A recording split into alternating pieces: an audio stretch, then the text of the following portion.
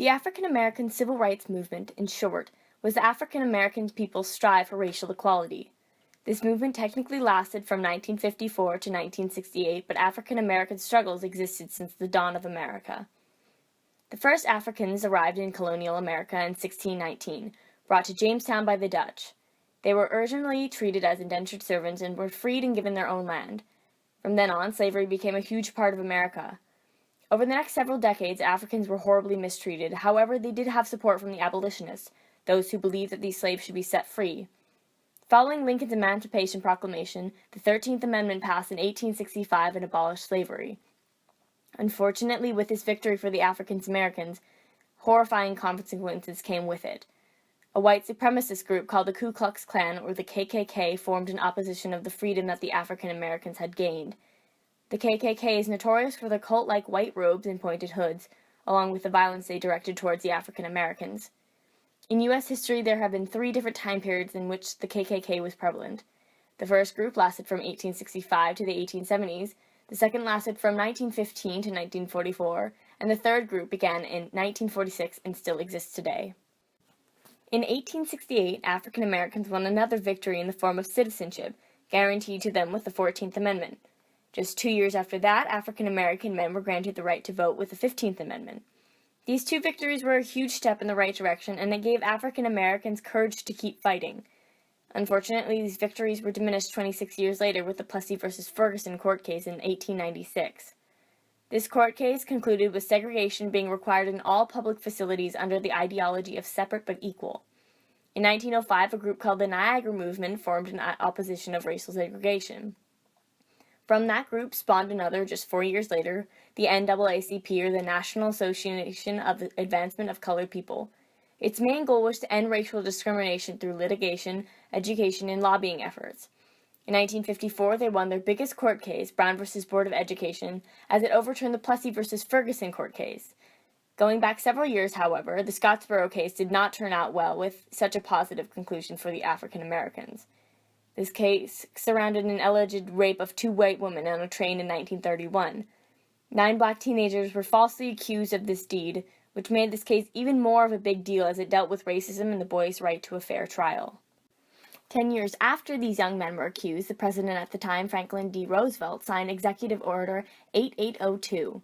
This document ended discrimination in the defense services and it promoted equal opportunity in the workplace.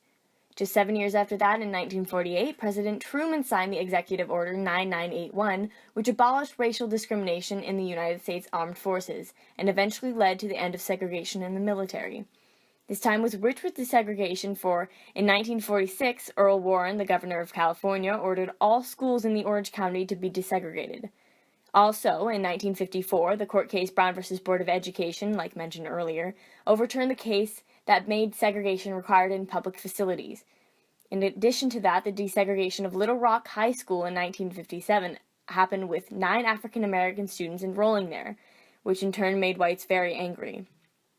Despite the white discontent, these 3 events strengthened the wills of African Americans everywhere. One such African American was the well-known Rosa Parks, who in 1955 refused to give up her seat on a bus to a white man. This act of defiance sparked the Montgomery bus boycott. This movement lasted from Parks' arrest in 1955 until December 20th of the following year. It ended when the Browder v. Gale court case ruled the segregation of buses unconstitutional.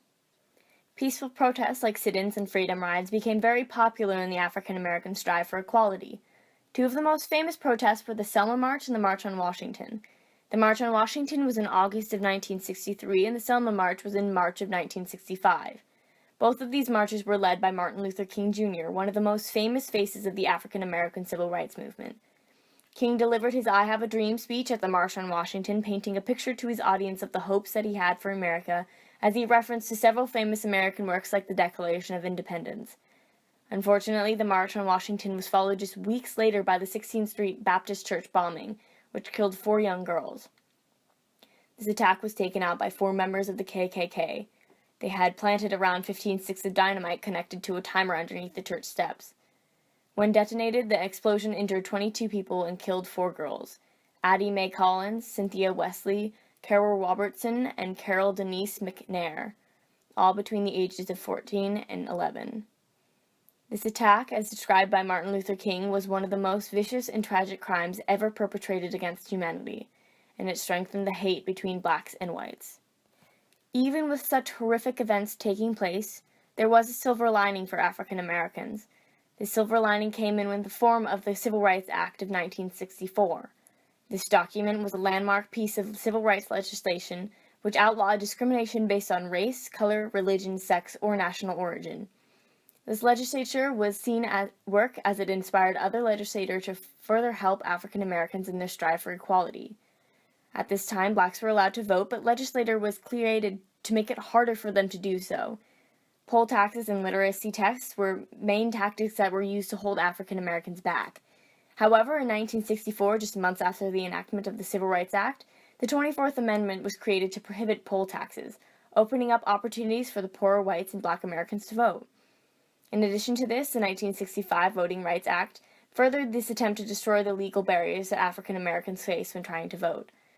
In 1968, during MLK's assassination riots, the Civil Rights Act of 1968 was enacted, another landmark piece of legislation in the United States that provided for equal housing opportunities regardless of race, creed, or national origin. All of these events led African Americans closer to their goal of equality. One really important example of that often goes unknown was Shirley Chisholm. Shirley Chisholm was an African American woman who ran for president in 1972. She was the first major party African American candidate, not to mention an African American woman and the first woman to ever run for the Democratic Party nominee. She rose to prominence in the 2008 presidential elections when Barack Obama, the first African American presidential nominee, and Hillary Clinton, the potential first female presidential nominee, competed for the nomination. People credited Chisholm for her historical campaign. Today, the civil rights movement is no longer present, for it ended in 1968, but there is another movement happening that closely resembles it. The current gay rights movement is in full swing, first emerging in the early 20th century. Important events like the Stonewall riots in 1969 and Harvey Milk becoming the first openly gay man in office in California during the 1970s fueled this movement. On more recent terms, in June of 2015, the Supreme Court case Obergefell versus Hodge ended with legalization of same-sex marriage within the entire U.S. and all of its possessions. This win for the LGBTQ community was similar to the Civil Rights Act in that it represented a massive victory for the community concerned.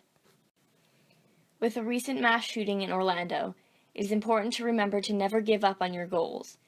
The African American civil rights movement is a perfect example of the determination of a community to gain their equality.